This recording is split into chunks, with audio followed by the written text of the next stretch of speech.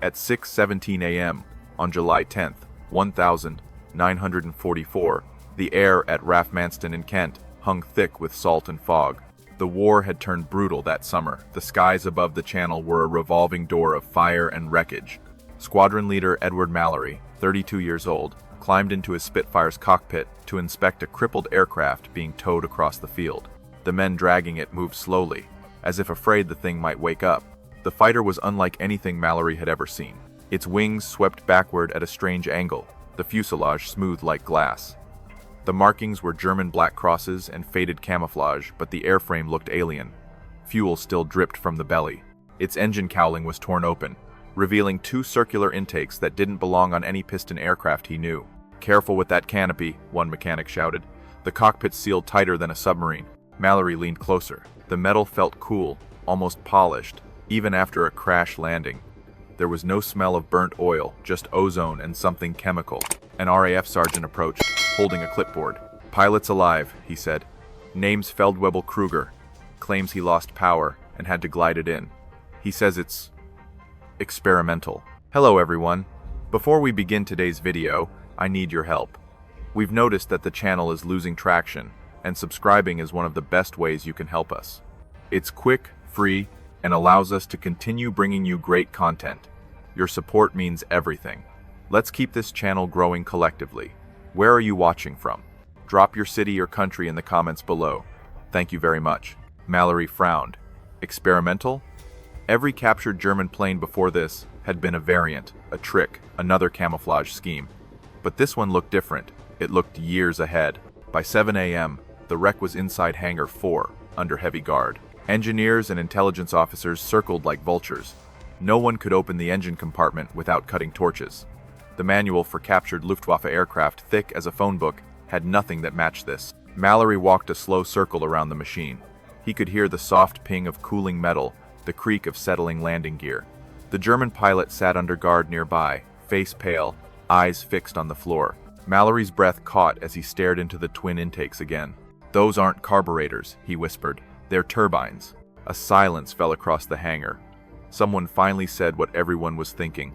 "Bloody hell, it's a jet." Outside, the fog began to lift over the English coast, and for the first time, the Allies realized they might be staring at the future of flight. At 6:42 a.m., the fog over Manston thinned just enough for the hangar lights to paint silver lines across the wrecked fighter's wings, each droplet of dew gleaming like mercury under the steel rafters. The RAF ground crew had formed a loose semicircle around the aircraft, their uniforms darkened by oil stains and mist, boots echoing against the concrete floor, with the rhythm of a factory more than a battlefield. The strange German machine sat tilted on its damaged landing gear, a relic from the future that had somehow fallen into their lap. Inside the hangar, the air was thick with the smell of coolant and wet paint, every breath tasting faintly metallic. Mallory stood with his hands behind his back, watching the team from the Directorate of Technical Intelligence set up their instruments around the wreck. One of them, a young engineer barely 20, was sketching the outline of the fuselage on a clipboard, his pencil trembling slightly every time sparks burst from the cutting torches working on the nacelles. The officer spoke in short, clipped sentences, each word bouncing off the metal walls like orders at a surgical table. "Those wings shouldn't hold at that sweep," one of them muttered, measuring the angle with a carpenter's tool. "Not at propeller speeds," another answered without looking up. "Because it doesn't have a propeller." The realization passed between them in silence, a quiet that hummed louder than the power generators outside. Mallory moved closer, the soles of his boots leaving faint prints in the thin layer of dust that covered the hangar floor. At the far end, Feldwebel Kruger sat on a wooden crate under guard, his flight suit torn, his right arm wrapped in a blood-stained sling. His face was colorless, eyes sunken but alive, darting between the officers as if searching for one who might understand what he had flown. A cigarette burned low between his fingers, its smoke curled upward, lost in the haze above the lights. When an interpreter finally asked what kind of engine powered the machine, Kruger gave a small, weary smile and said something soft in German that none of them caught clearly. Someone wrote it down anyway. Outside, another engine roared to life, the sound of a Spitfire taxiing for a routine patrol, and for a brief second, everyone in the hangar turned instinctively toward the noise, as if to remind themselves that the world outside was still made of propellers and pistons. Then the Spitfire's sound faded into the distance, leaving only the mechanical breathing of the generators and the faint drip of fuel hitting the floor from the captured jet. Mallory crouched beside the left intake, tracing a finger across its rim. The metal was seamless, as if poured from a single mold rather than riveted. "No weld lines," he murmured. "No gaps. How did they build this?" One of the engineers beside him, his coveralls marked with oil streaks and graphite dust, exhaled slowly. "If this thing really flies on jets," he said, "then we've been fighting the wrong kind of war." The hangar doors clanged shut behind them, sealing the sound inside. Someone shut off the torches, and the sudden quiet felt almost sacred. The wreck sat under a single overhead bulb, its skin shimmering faintly with condensation. The black cross on its tail reflected on the polished concrete floor like a ghost. Mallory straightened, the chill from the metal still clinging to his fingers, and looked once more at the German pilot who refused to speak. It struck him then, not as a soldier, but as a man who loved machines, that this captured fighter was not just a weapon from another nation. It was a message from another era, one that had somehow arrived early, warning them that the sky itself was about to change forever. By 7:18 a.m., the hangar had become a controlled storm of motion, every sound colliding with the next metal, striking metal, boots scuffing against the floor, voices overlapping in clipped commands and sharp warnings that made the air tremble like an orchestra tuning before a performance. The mechanics shouted over each other, their breath visible in the cold air as they fought to remove a warped engine panel that refused to move. Sparks showered down from a cutting torch, tracing orange streaks across the aluminum skin, while the acrid scent of burnt paint filled the room like a fog within the fog. Mallory's voice rose above the noise, crisp and commanding, trying to impose order on the chaos that had taken hold. "Watch the fuel lines," he barked, waving one arm toward the dripping fuselage. One spark, and the whole place goes up. A corporal pulled the power cables aside, muttering under his breath about procedures that didn't exist for aircraft like this. Everything about the German fighter felt wrong, its angles, its silence, the way it seemed to hum even when the engines were dead.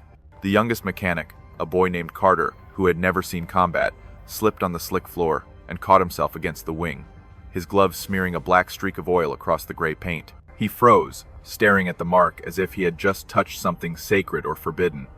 "It's warm," he whispered, almost afraid of his own voice. Mallory looked up from the cockpit rim, eyes narrowing.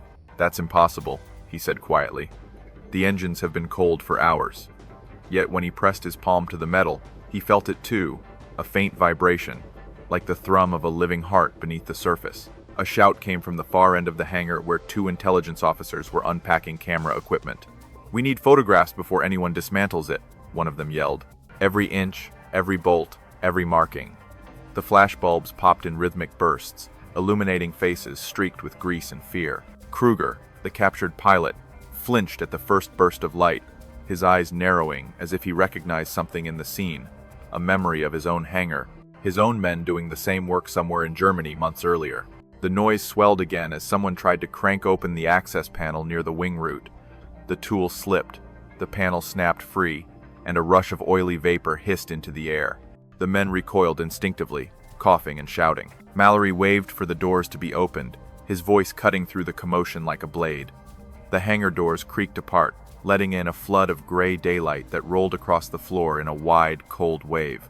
Outside, a gust of wind carried the smell of the sea and the faint hum of distant aircraft engines, a reminder that the war was still raging beyond their island. Inside, the team regained its rhythm. Clipboards scratched, cameras clicked, wrenches turned. Every man moved with the mixture of fear and fascination that only a secret can create. Mallory watched them for a long moment, his hands resting on the edge of the wing, the surface cold again now, lifeless and silent. He could feel the weight of history pressing in from all sides, the knowledge that they were touching something no Allied airman had ever touched before. The chaos in the hangar wasn't just noise, it was the sound of an empire scrambling to catch up with the future. Then, from the corner where Kruger sat, came a low, almost amused laugh. The pilot lifted his head, his lips cracked, his eyes glinting with something between exhaustion and pride. In halting English, he said, "You think you understand what you have, but you don't. Not yet." The interpreter glanced toward Mallory, unsure whether to translate, but Mallory already understood. He didn't answer.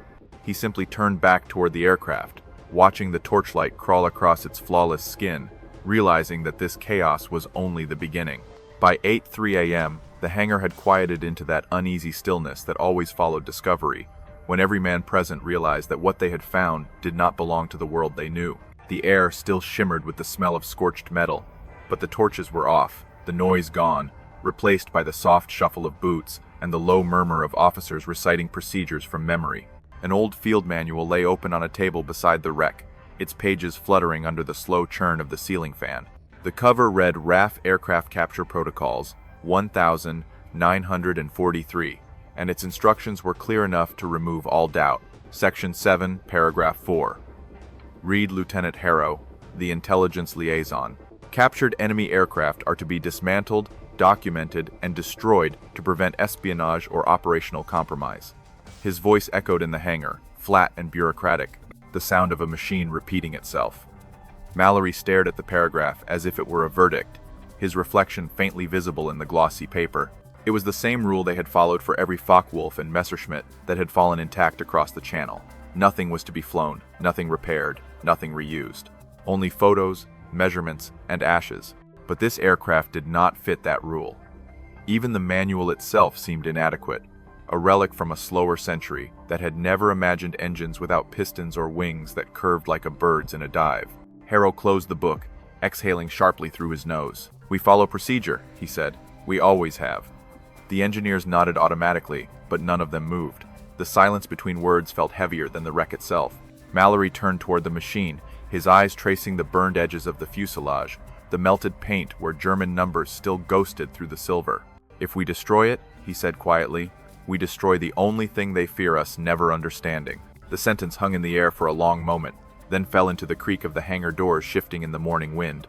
Outside, the sun was climbing behind a veil of thin cloud, its light cutting through the gaps and throwing sharp white reflections off the fighter's polished skin. One of the younger technicians, his voice uncertain but steady, asked, "What if we didn't report it immediately, sir? What if we studied it first?" Harrow looked up from his clipboard, disbelief flashing across his face. "That's against standing order," he snapped. "Everything in this hangar is Crown property, and its fate is already decided." Yet no one moved to act on his words. The men just stared at the jet, hypnotized by the perfection of its curves, the absence of rivets, the alien precision of its shape. Mallory crossed to the cockpit, leaning close enough to see his own distorted reflection in the canopy's curved glass. He could smell the faint residue of burnt rubber and the ghost of high-octane fuel, scents that clung like fingerprints of a vanished technology. He imagined Kruger, the German pilot, gripping the unfamiliar controls, eyes fixed on an instrument panel that no one in the RAF could yet decipher. Somewhere inside this machine lay the secret of its impossible speed, and to destroy it without understanding felt like burning a book before reading the first page. He straightened slowly, his coat rustling in the quiet, and met Harrow's gaze across the hangar. "Manuals are written for wars already fought," he said. "But this came from the next one." The officers exchanged uneasy glances, uncertain whether he was defying them or warning them. The clock on the wall ticked past 8:10 a.m., and the morning sun slid higher, washing the hangar in pale gold light. For the first time since the crash, the men around that aircraft stopped seeing an enemy machine and started seeing a door that could lead either to victory or to something none of them were ready to face. By 8:42 a.m., the hangar had turned into a laboratory improvised from chaos, a space where order and disobedience coexisted in fragile truce. The official inspectors had not yet arrived from London, and that brief window of solitude was all Mallory needed. He stood over the wreck with his sleeves rolled up, grease on his hands, and the pulse of an engineer beating louder than the caution of an officer. Around him, his team moved with quiet purpose, men who knew they were walking the fine edge between curiosity and court-martial. The first problem revealed itself when they tried to lift the engine cover. The metal was lighter than expected, far lighter than any alloy used in Allied aircraft, yet it resisted the wrenches like a solid block. Carter measured the thickness with calipers and frowned. "It's thinner than a teacup's rim," he said softly, "but it doesn't bend." Mallory ran his knuckles across the edge and felt the smoothness of the cut, cold as glass and seamless to the touch. He whispered a single word to himself: temper. Whatever process had hardened this metal, it wasn't in any British manual. On a nearby table, the captured pilot's flight instruments were laid out like surgical tools. The dials were marked in kilometers per hour, the needles red-tipped, the gauges calibrated for speeds no piston engine could reach. One gauge in particular, half-shattered but legible, read, Machmesser, an unfamiliar word that the interpreter translated simply as speed of sound. Mallory stared at it, lips tightening. The implication sank into the room like gravity. This was not an incremental improvement, it was a leap. A mechanic called him over to the open fuselage.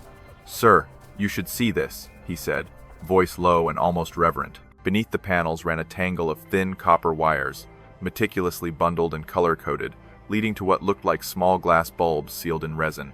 Mallory traced the line with his finger. "Fuel control?" he guessed. The mechanic shook his head. "Electrical timing. It's using a feedback loop sensors to adjust flow automatically." For a moment, nobody spoke. The RAF's own fighters still relied on manual mixture levers. This machine was adjusting itself mid-flight. Mallory stepped back, rubbing his temples. The realization formed slowly, like frost across glass. They weren't just building faster engines, he said quietly. They were building smarter ones. Outside, a gull cried over the cliffs, and the sound echoed faintly through the hangar's hollow space, a reminder of the ordinary world that still existed beyond this moment. But inside, the men stood motionless, staring into the exposed heart of the captured jet, as if it might start breathing again. Carter finally broke the silence. "If they finish perfecting this before the war ends," he said, "we won't stand a chance." Mallory didn't answer right away. He thought of the reports from bomber crews of German fighters appearing from nowhere, climbing too fast to intercept, vanishing before a radar operator could even mark them. He had dismissed those stories as exaggerations. Now, looking at the wreck, he realized they had been warnings. He turned toward the door, where sunlight cut a clean line across the floor, dividing shadow from light. "This is why they were losing," he murmured. "Not because they lacked genius, but because they found it too soon." He looked back at the aircraft, the silent proof of that genius resting in broken pieces on British soil. "And if we're wise," he added, "we'll learn every secret it has before they build the next one." The men nodded, their faces lit by the pale morning glow. The hidden problem was no longer just mechanical. It was moral.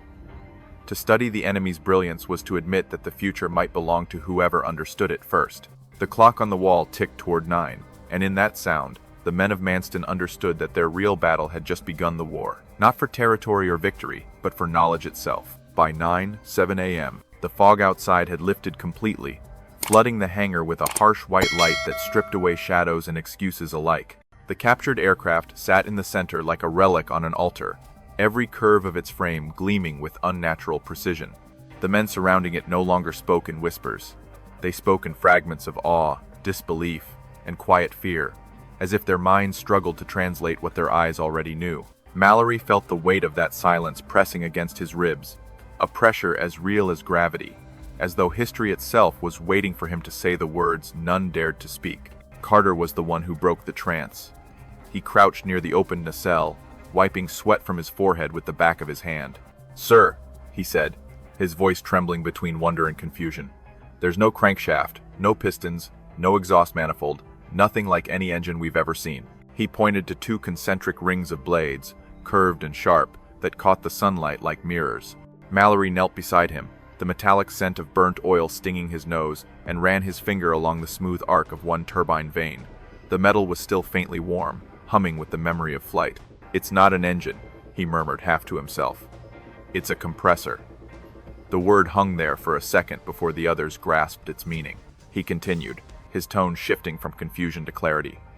"Air goes in here, gets squeezed, mixed with fuel, and ignites inside this chamber. The thrust doesn't push a propeller, it pushes everything." The realization hit them in slow waves, rippling through the hangar, until even the guards at the doorway leaned in to listen. Someone whispered the word jet, and it spread from one mouth to another like the passing of a secret. Kruger, the German pilot, looked up from his crate when he heard the word.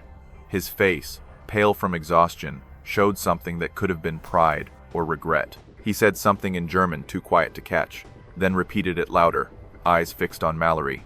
"Das ist die Zukunft," he said softly. "You cannot stop it." The interpreter hesitated, then translated. "He says, that is the future." Mallory exhaled slowly, the air leaving his chest like surrender. He stood, brushing the dust from his hands, and walked to the front of the jet. The nose of the aircraft was blunt, unadorned, without the familiar propeller hub that every pilot instinctively expected to see. It looked wrong, too clean, too quiet, like a weapon stripped of sentiment. "So that's why we could never catch them," he said finally. "We've been chasing wind while they were flying on fire." A murmur rippled through the men, half admiration, half dread. One of the engineers spoke next, his tone almost apologetic. "If they have more of these, sir, then we've already lost the skies." Mallory didn't answer immediately. He looked back at Kruger, who met his gaze without flinching. The two men, enemies by uniform but kin by profession, understood something that neither government nor command could yet see, that this machine was not just another weapon of war. It was the dividing line between eras, the moment when the air itself became the battlefield. Outside, the distant roar of an Allied bomber squadron echoed faintly across the cliffs, a sound that already felt ancient. Mallory turned toward the sunlight streaming through the hangar doors, his face half lit, half shadowed. "If this is the future," he said quietly, "then we'd better learn to build it before it destroys us." The words carried through the hangar like an oath, binding the men to the secret they had uncovered. The realization had come, and with it, the burden of knowledge. They had captured not just a fighter, but the dawn of a new age of war. By 9:43 a.m., the engineers had turned the hangar into a cathedral of numbers. Every surface was covered in notes, sketches, and measurements, drawn with the precision of men who understood they were documenting the impossible. The jet's twin engines, still attached to the wings, became the centerpieces of this strange ritual, each examined under portable lamps that threw white circles of light onto their burnished casings. The air smelled of graphite, oil, and chalk dust. Every whisper was replaced by the sound of pencils scratching on paper, the slow heartbeat of revelation. Mallory stood beside Carter as he traced a diagram on the concrete floor with a piece of chalk. "Airflow starts here," Carter explained, pointing at the intake. "Compressed through these rotating blades, ignited inside the combustion chamber, and expelled at high velocity through the rear." He spoke like a student repeating a sacred text, his excitement tempered by disbelief. "No propellers, no pistons, just continuous combustion." Mallory nodded, following the line of chalk across the floor to where it ended at the imagined tail of the aircraft. "So thrust is no longer mechanical," he said softly. "It's pure reaction.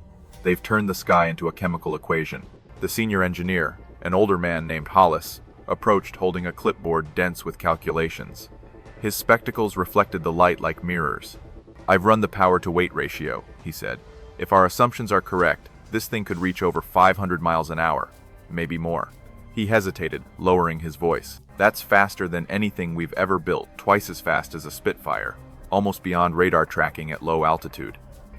The number settled into the air like dust. Even the guards shifted uneasily, sensing that something irreversible had been said.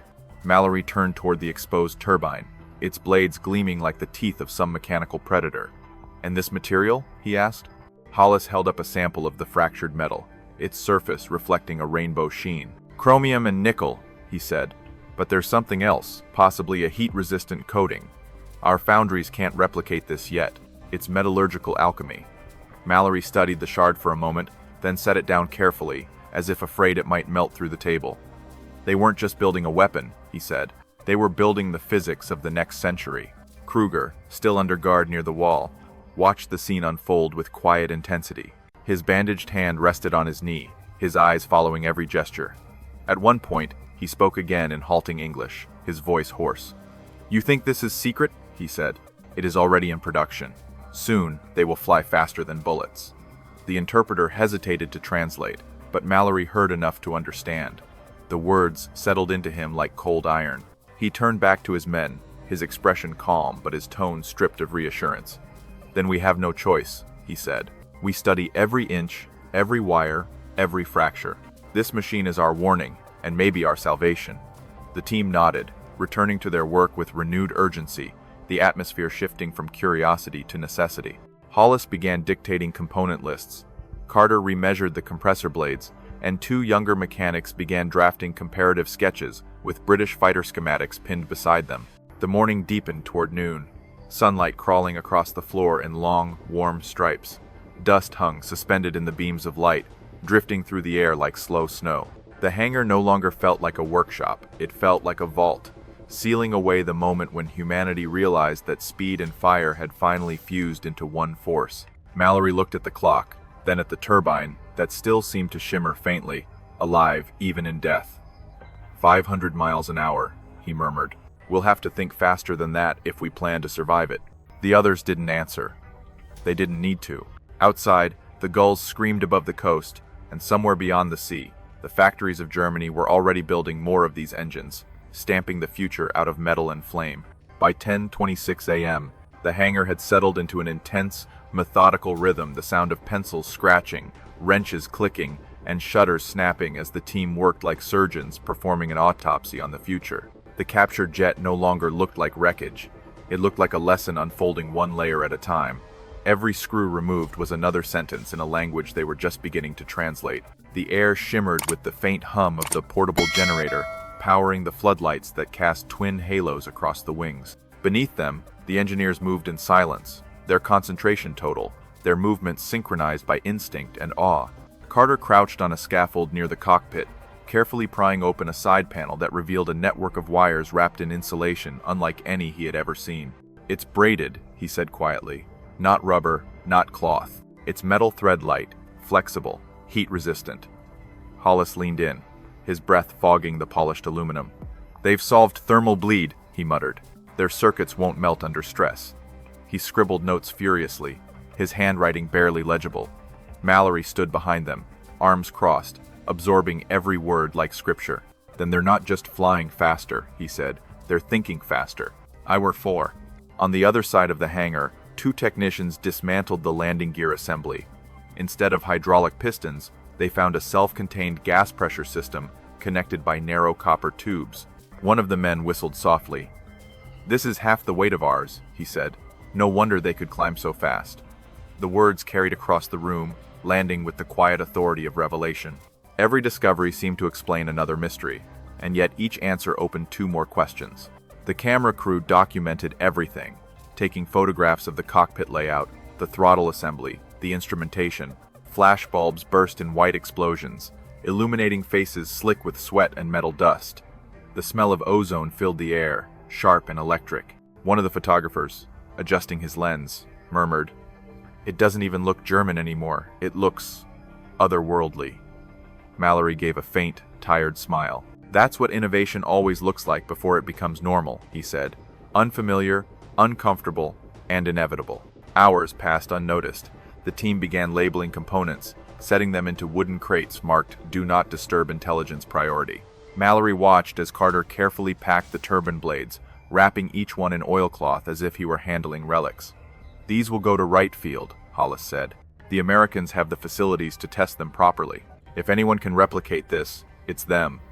Mallory nodded, the corners of his mouth tightening. "Then make sure they understand what they're looking at," he said. "This isn't a machine, it's a doctrine." Kruger, the pilot, remained silent for most of the day, but as the crate lids were nailed shut, he finally spoke. His voice was weak, but clear. "When you build your own," he said, "remember it needs air to live, not men. The faster you make it, the less room there will be for either." The interpreter hesitated before translating, his tone uncertain, as if the words themselves were a warning. The hangar fell still, and for the first time, even the tools were silent. Mallory stared at the crates, each marked with stenciled serial numbers, each containing fragments of a technology that would soon reshape the sky. He realized that they were no longer salvaging an enemy's failure, they were blueprinting humanity's next weapon. The discovery was complete, but comprehension had only begun. Outside, the sound of distant artillery rolled faintly across the channel, a reminder that the present war still burned while the next one was already being born in this hangar. Mallory took a slow breath and looked toward the ceiling, where dust motes floated in the light like sparks suspended in amber. "Let's finish up," he said quietly. "The Americans will want their miracle before the day's out." And as the last photograph clicked, freezing the image of the stripped jet forever, Mallory knew that what they had discovered today was not victory, but responsibility. By 11:02 a.m., the hangar at Manston was no longer a scene of discovery, but the beginning of replication. The crates marked top secret, engineering priority, were loaded into military trucks under heavy guard, their contents bound for laboratories, where theory would turn into doctrine. Mallory watched the convoy depart through the open hangar doors, the sunlight flashing across the metal corners of each crate like small, contained explosions. In his chest, pride wrestled with unease. The air smelled of exhaust and salt, and somewhere beyond the sea, he imagined other hangars filled with men doing the same work for the other side. Within weeks, copies of the blueprints and analysis reports reached Wright Field in Ohio, where American engineers opened the crates with the same reverence Mallory had felt that morning. They were met by Colonel Harold Watson, the quiet, meticulous head of Project Lusty, the Allied effort to capture, catalog, and adapt German aviation technology.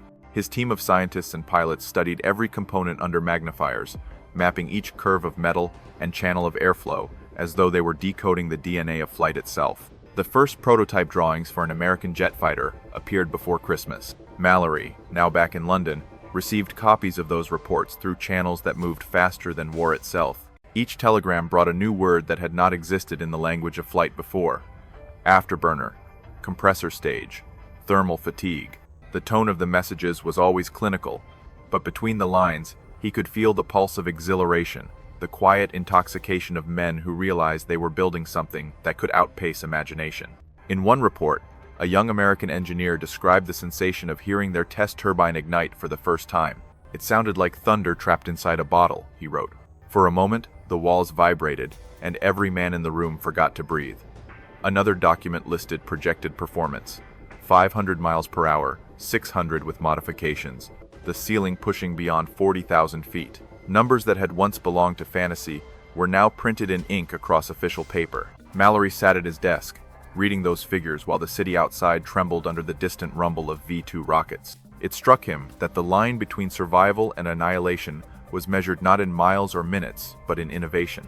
Each improvement in speed, each refinement of thrust, was another small rebellion against the laws of nature and perhaps against reason itself. By early 1945, the first Allied jet prototypes took shape inside American factories, their bodies sleek and silver, their noses blunt like the captured Me-262 that had started it all. The men working on them whispered the same phrase over and over: "It came from Germany, but it belongs to everyone now." Mallory received photographs of the prototypes, the shadows of workers stretching across the polished fuselages like ghosts of the future. He pinned one photograph to the wall of his office, a shot of the Bell P-59 sitting on a runway, its engines idling, its nose pointed toward the dawn. Beneath it, he scrawled a single sentence in pencil: "From enemy fire to friendly flame." It was not triumph, he felt, but inevitability. The knowledge had crossed borders, slipped through languages, and taken root in minds that could not unlearn it.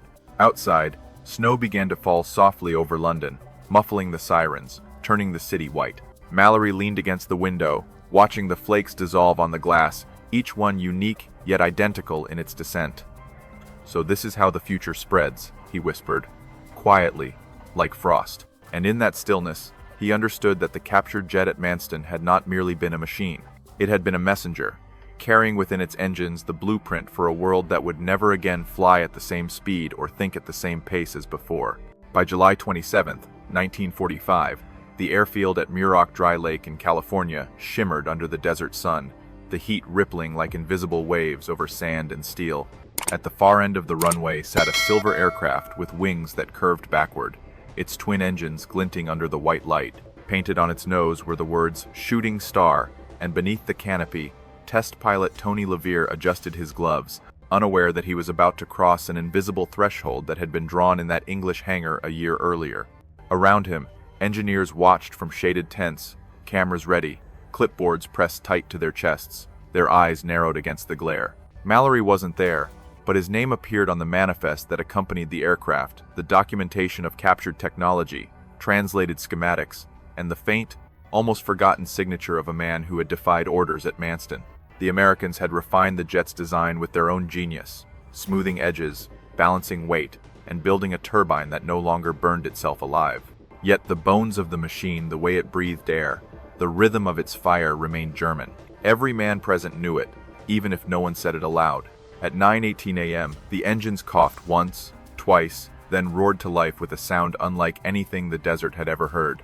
It wasn't the rhythmic thrum of a piston, it was a continuous scream, deep and pure, as if the air itself had been ignited. The sound rolled across the flats, bouncing off dry hills, shaking the ground beneath the spectators' boots. Dust spiraled upward as the jet began to taxi, its exhaust leaving twin mirages behind it. Someone in the control tent whispered, "That's the sound of tomorrow." LeVere pushed the throttle forward, and the aircraft accelerated faster than the eye could follow. In less than 30 seconds, it was airborne, climbing steeply into the cloudless sky. The silver fuselage flashed once, twice, and then became a streak of light slicing across the horizon. The chase plane, an old P-51 Mustang, tried to follow but quickly fell behind, its propeller spinning furiously against futility. The observers shaded their eyes, mouths half open in disbelief. One of the engineers muttered the numbers out loud, 480 miles an hour, then 500, then 520, and stopped when the instruments began to vibrate. When Levier finally landed 20 minutes later, the ground crew surrounded him before the wheels had stopped turning. He climbed out, face flushed, eyes wide, the grin of a man who had seen the curvature of progress itself. "She flies," he said simply, "and she flies like nothing else." Applause broke out, scattered and uneven, the kind of clapping reserved for moments that no one yet understands but everyone feels. News of the successful test reached London within hours. Mallory received the cable that evening. The telegram printed in stark black type. Jet aircraft. Flight successful, stop. 5-2. 2 miles per hour, stop. America enters the new age, stop. He read it twice, then folded it carefully and placed it in his jacket pocket. Outside his window, the city was rebuilding cranes against smoke, scaffolds against sky. He realized that wars end, but revolutions never do. They simply change form. He poured himself a cup of tea, the liquid trembling slightly in the cup as a bomber passed overhead on its final patrol. "So it worked," he said quietly. "We've learned to catch fire and live." The words felt heavy, not triumphant, and for a long moment he sat without moving, listening to the faint hum of engines fading into the dusk. The jet that had begun its journey in a foggy English hangar now roared freely across the desert sky of another continent. The war that had created it was ending, but the speed it unleashed would never stop. By August 1946, the jet age had already taken root, and its echo rippled across every hangar, factory, and classroom that still smelled faintly of cordite and oil. What began as a captured machine had transformed into an entire doctrine, a new grammar of speed that redefined how nations measured power.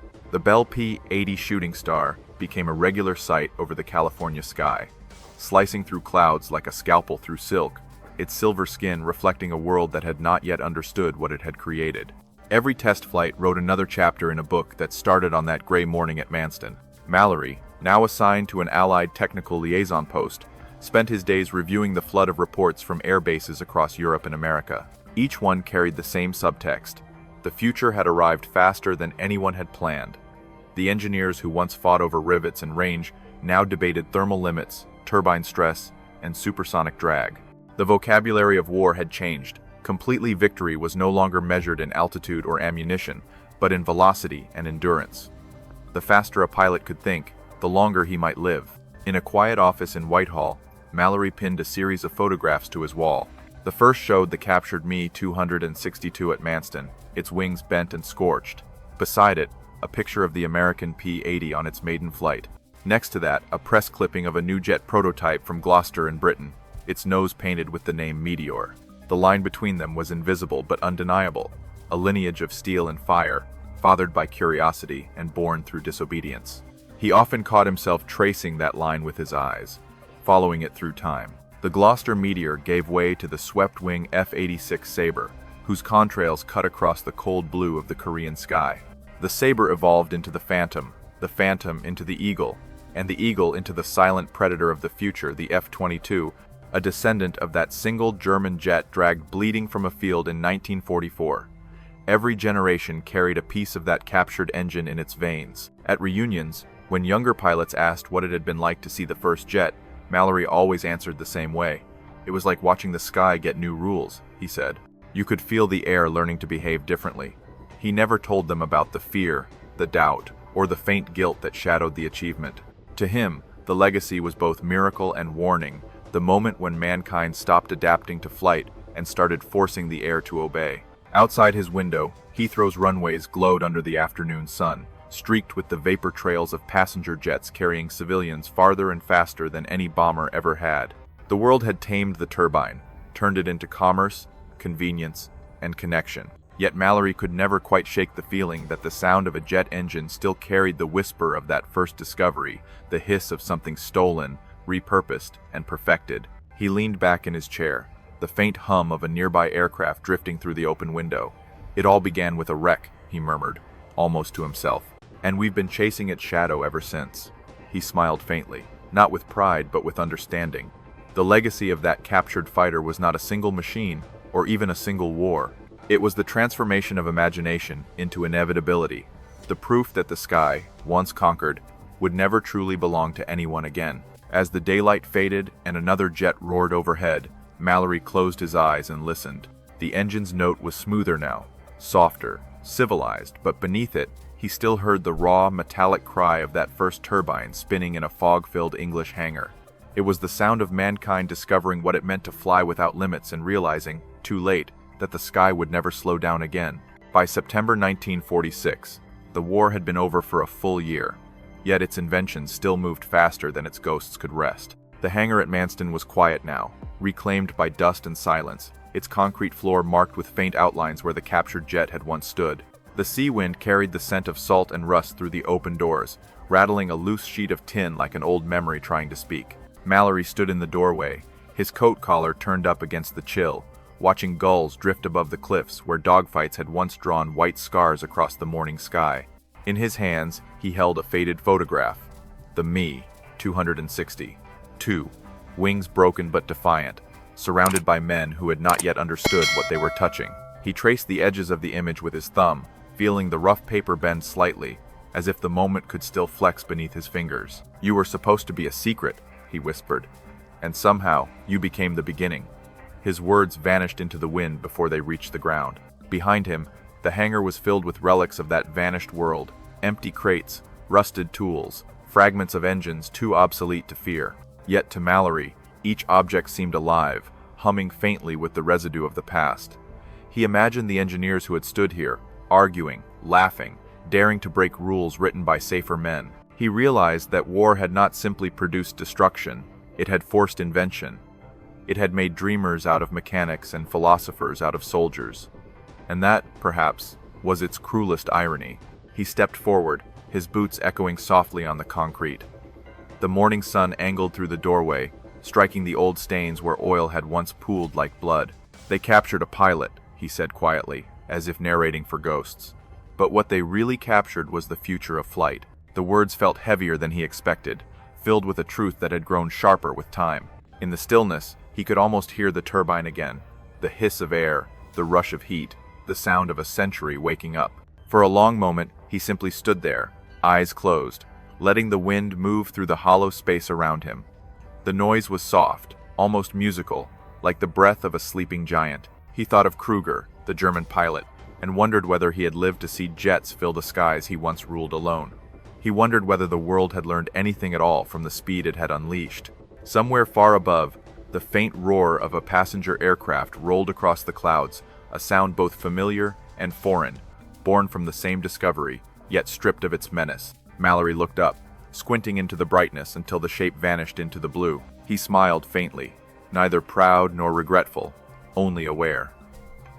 "We taught the sky to burn," he murmured, "and it hasn't stopped burning since." He turned to leave, the photograph still folded in his hand. The hangar door swung shut behind him with a long, metallic sigh, sealing the echoes inside like a time capsule. Outside, the grass rippled in the wind, the sea glittered against the horizon, and the world continued spinning faster, louder, unstoppable. As Mallory walked toward the airfield road, the camera of history pulled back, the sound of the wind merging with the distant hum of engines far beyond sight. The narration would come later, calm and measured, carrying his final thought like a signature across time. Wars end, machines rust, names fade, but ideas, they fly forever. And then the frame would cut to black, the sound of the turbine lingering for one last heartbeat before silence reclaimed the sky.